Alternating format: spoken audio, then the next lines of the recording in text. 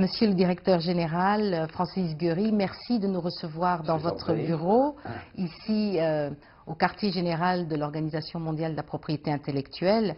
Vous venez de lancer un nouveau rapport sur l'innovation dans le monde. Pour la 8e année consécutive, la Suisse est en tête. Est-ce que c'est une surprise?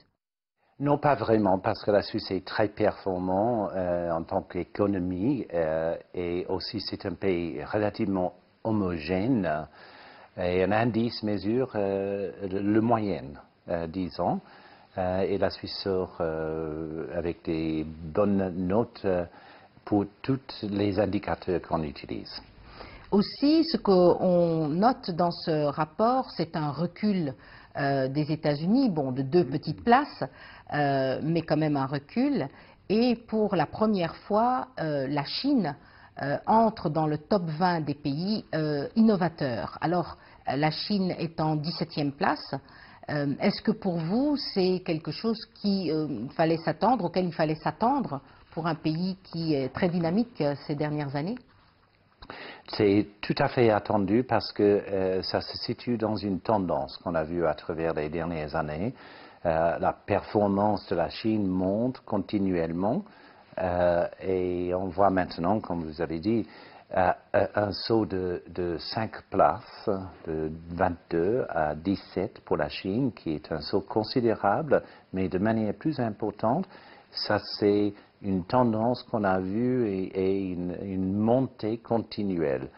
Et c'est tout à fait attendu parce qu'il y a une focalisation, une stratégie menée du leadership en Chine qui met l'accent sur l'innovation dans la transformation structurelle de l'économie de la Chine. Une transformation d'une économie qui était fondée un peu sur les industries avec une forte intensité de la main-d'œuvre vers une économie avec une addition de valeur plus importante, une économie de savoir en fait. En ce qui concerne les États-Unis, oui, c'est une diminution de 2 places, mais il faut se rappeler que ce rapport, c'est une moyenne.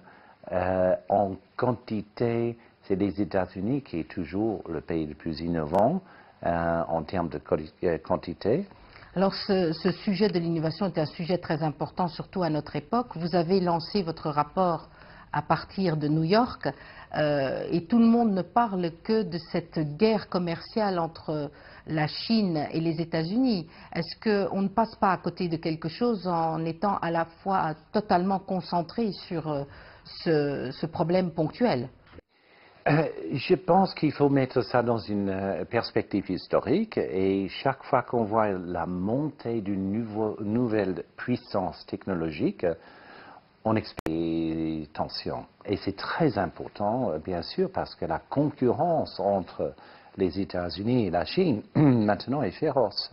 Et on peut attendre une intensité de concurrence encore plus grande à l'avenir, je pense. Monsieur le directeur général, je vous remercie.